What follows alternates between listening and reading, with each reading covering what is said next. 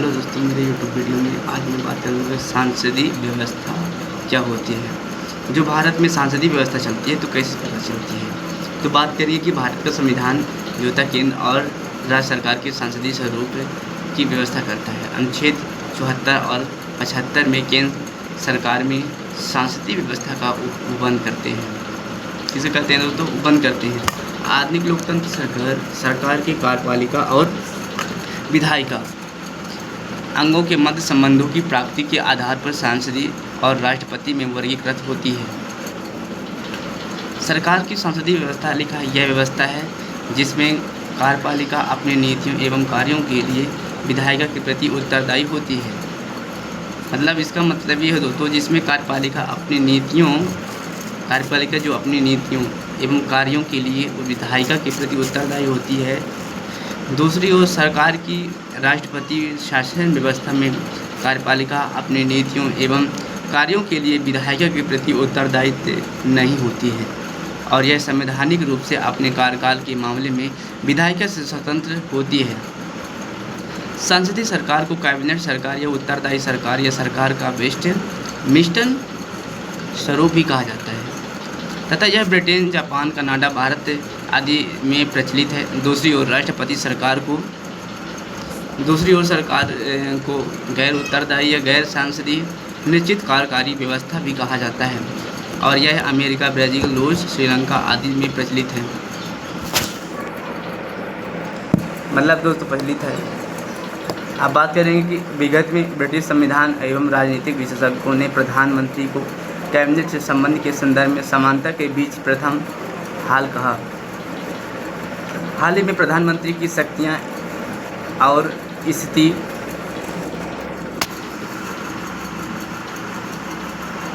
प्रशासनिक व्यवस्था प्रभावशाली भूमिका लिखा अदा करने इसलिए बात की राजनीतिक विशेषज्ञ लिखा जैसे क्रॉसमैन और मैकिन्टोश अन्य विद्वान ब्रिटिश सरकार की व्यवस्था को प्रधानमंत्री शासित सरकार कहने लगे। यह स्थिति भारत के संदर्भ में भी लागू होती है। अब बात करते हैं कि सांसदीय व्यवस्था की विशेषताएं कौन सी है। पहला होता है नामिक एवं वास्तविक कार्यपालिका होती है। राष्ट्रपति नामिक कार्यपालिका विधित कार्यकारी है। क्या है दोस्तों? विधित कार्यकारी है, जबकि प्रधानमंत्री वास्तविक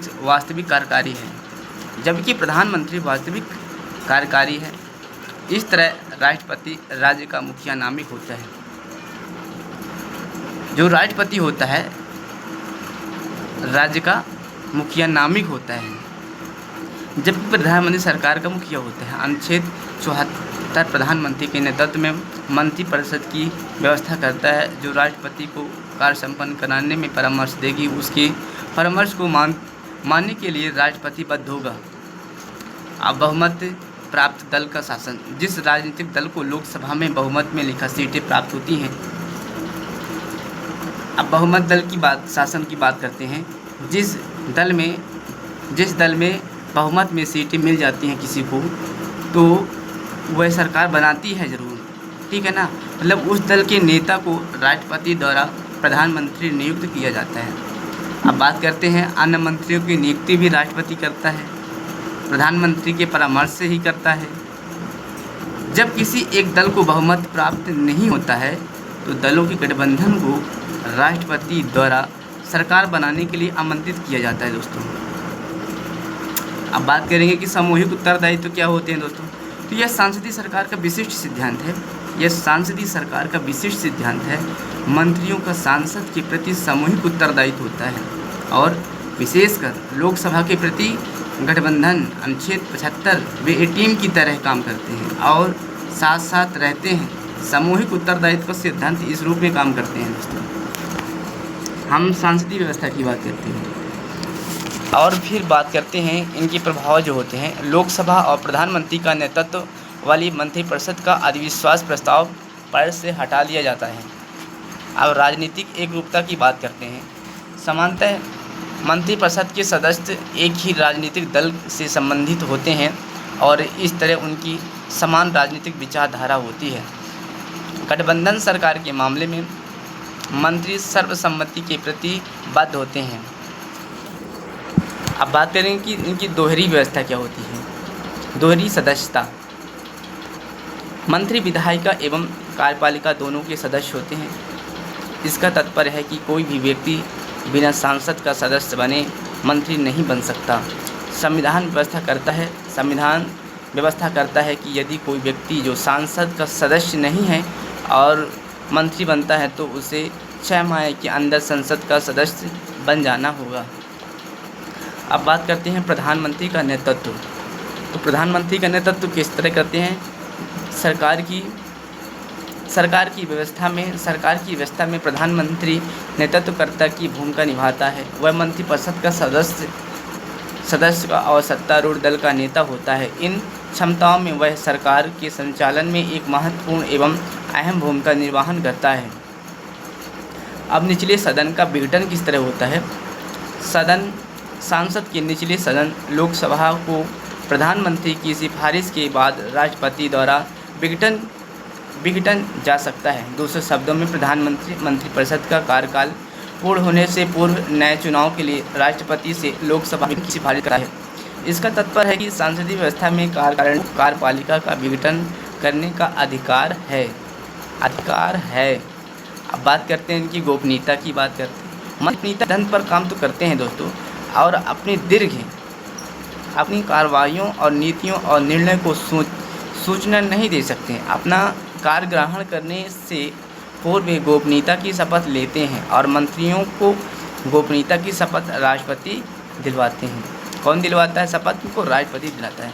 गोपनीयता की पहले शपथ जो राष्ट्रपति दिलवाते हैं वो गुपचुप में होती है दोस्तों, वो अपने सामने नहीं दिलवाते हैं, सबके सामने, पब्लिक के सामने दिलाते, वो अपने सामने दिलाते हैं। अब बात करें कि राष्ट्रपति शासन की व्यवस्था की विशेषताएं क्या होती हैं।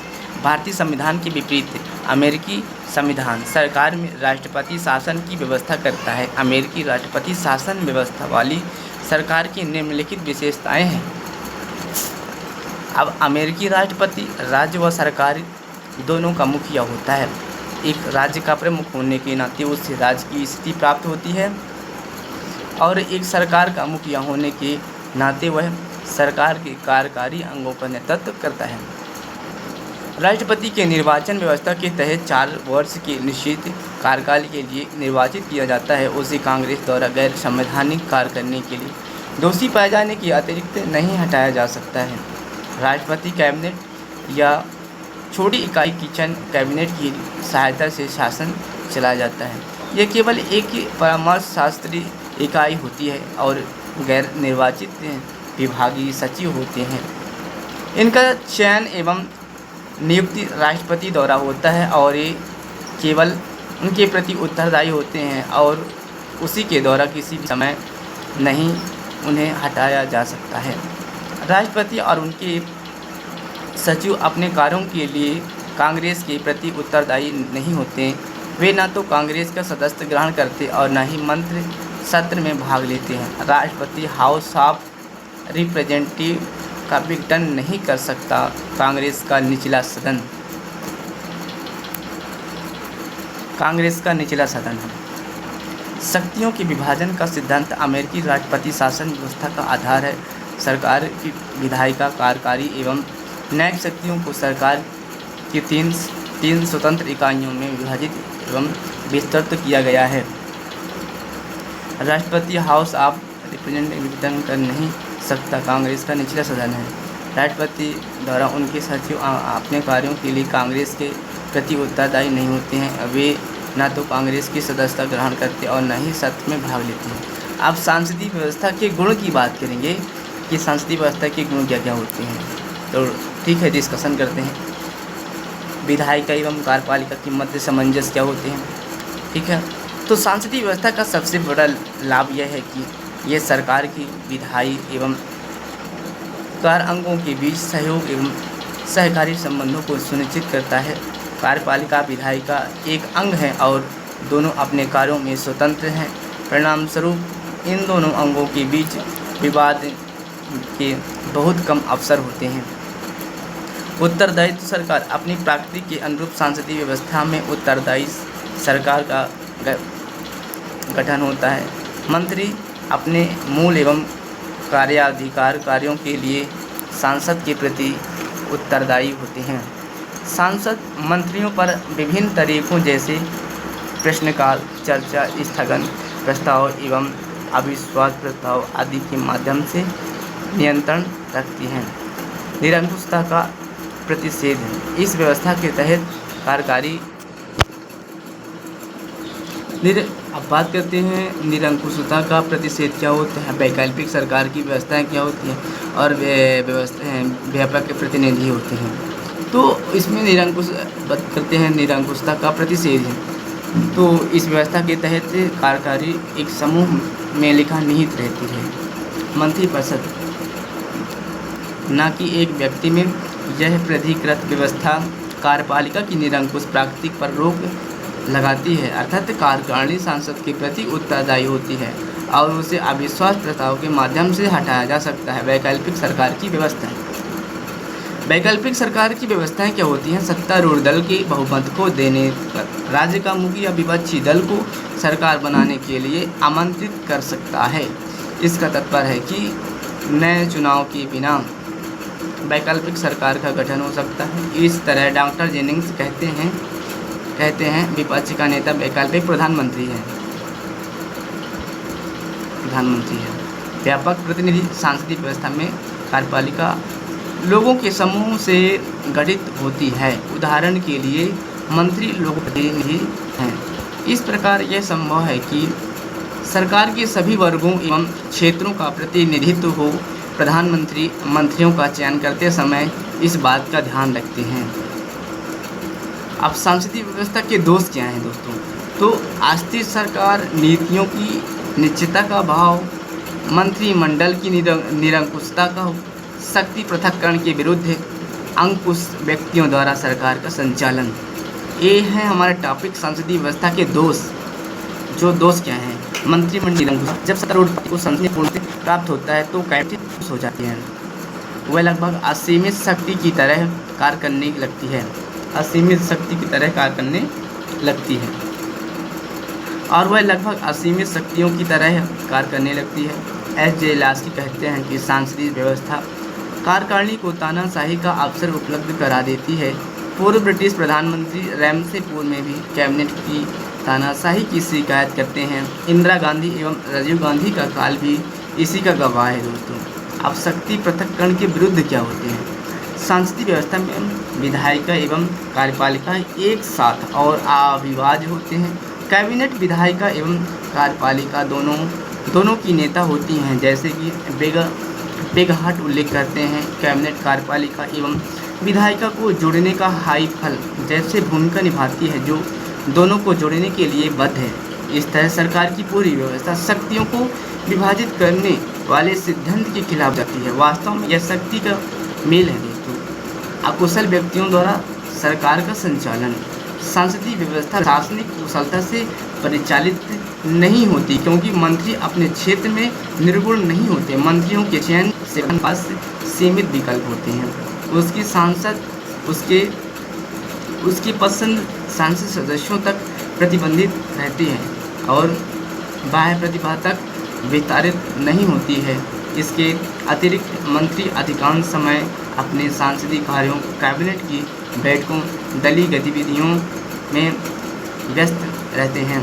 अब हम सांसदीय और राष्ट्रपति शासन व्यवस्था की तुलना उनकी विशेषताओं, गुणों और दोषों के आधार पर करेंगे। अब सांसदीय व्यवस्था की स्वीकार के कारण क्या है? तो संविधान सभा में अमेरिकी राष्ट्रपति व्यवस्था के पक्ष में एक मत उठा, लेकिन जजों ने ब्रिटिश संसदीय व्यवस्था को निम्नलिखित कारणों की प्रमुखता दी है। अब बात करते हैं कि व्यवस्था से निकटता। संविधान निर्माता ने ब्रिटिश संसदीय व्यवस्था इसलिए भी लिखा अपनाया। यह भारत में शासनकाल से ही यह अस्तित्व में आया कि एम मुंशी के तर्क ने दिया कि में पिछले 30 या 40 वर्षों से सरकारी काम में कुछ उत्तरदायित्व को शुरू कराया जाता है। इससे हमारी संवैधानिक परंपरा सांसदीय बनी है। इस अनुभव के बाद हमें पीछे क्यों जाना चाहिए और क्यों महान अनुभव को खरीदें? उत्तरदायित्व अधिक वरीयता देती है। डॉक्टर बी आर अम्बेडकर ने संविधान सभा में इस ओर इशारा किया कि एक लोकतांत्रिक कार्यकारिणी को 2 शर्तों से अवश्य संतुष्ट करना चाहिए: स्थायित्व एवं उत्तरदायित्व। दुर्भाग्य से अब तक यह संभव नहीं हो सका कि ऐसी व्यवस्था को खोजा जाए जिसमें दोनों समान स्तरों को सुनिश्चित लिखा किया जा सके। अमेरिकी व्यवस्था ज़्यादा स्थायित्व देती है लेकिन कम उत्तरदायी देती है। दूसरी तरफ ब्रिटिश व्यवस्था ज़्यादा उत्तरदायी देती है लेकिन कम स्थायी देती है। पेरूप संविधान ने कार्यपालिका की सांसदीय व्यवस्था की सिफारिश करते हुए स्थायित्व की तुलना में उत्तरदायित्व की अधिक वरीयता दी है। विधायिका एवं कार्यपालिका के टकराव को रोकने की आवश्यकता क्या है? संविधान निर्माता चाहते थे कि विधायिका एवं कार्यपालिका के बीच टकराव को नकारा जाए, जो कि अमेरिका की राष्ट्रपति प्रणाली में पाया जाता है। उन्होंने सोचा कि एक प्रारंभिक लोकतांत्रिक सरकार के इन 2 घटकों के बीच संघर्ष को और स्थायी खतरे का वाहन नहीं किया जा सकता है। वे चाहते थे कि एक ऐसी सरकार बने जो देश के चाहुमुख विकास के लिए अनुकूल हो। भारतीय समाज की प्रकृति: भारत विश्व में सर्वाधिक मिश्रित राज्य एवं सर्वाधिक जटिल समाज वाला है। इस तरह संविधान निर्माता ने सांसदीय व्यवस्था को अपनाया ताकि सरकार में विभिन्न वर्गों क्षेत्रों के लोगों के हित में बहुत अवसर सुलभ हो सकें और राष्ट्रीय भावना को लोगों के बीच बढ़ाते हुए अखंड भारत का निर्माण हो सके। सांसदीय व्यवस्था को जारी रखा जाना चाहिए या इसे राष्ट्रपति व्यवस्था में परिवर्तित कर दिया जाना चाहिए। इस बात को लेकर 1970 के दशक में देश में बहस और वाद विवाद जारी है। इस मामले पर विस्तार से स्वर्ण सिंह समिति पर विचार किया गया, जिनका गठन 1975 में कांग्रेस सरकार द्वारा किया गया था।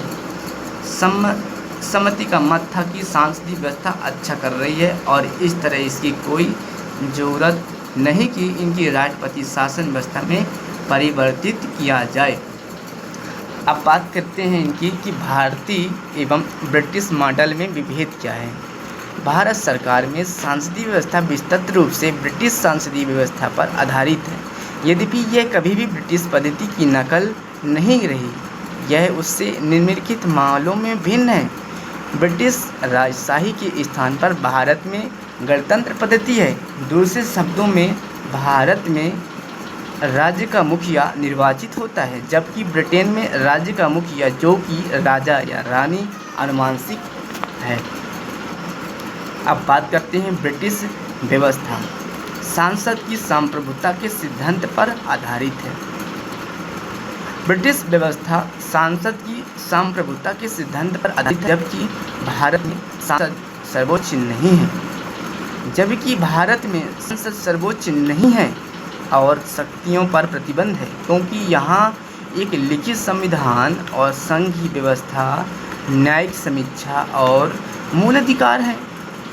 बात करते हैं ब्रिटेन में प्रधानमंत्री को संसद के निचले सदन हाउस ऑफ कॉमन्स का सदस्य होना चाहिए, जबकि भारत में प्रधानमंत्री संसद के दोनों सदनों में से किसी एक का सदस्य हो सकता है।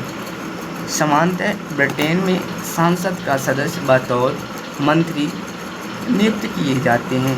भारत में जो व्यक्ति संसद सदस्य नहीं भी है, उसे भी अधिकतम 6 माह तक को अवधि के लिए बतौर मंत्री नियुक्त किया जा सकता है।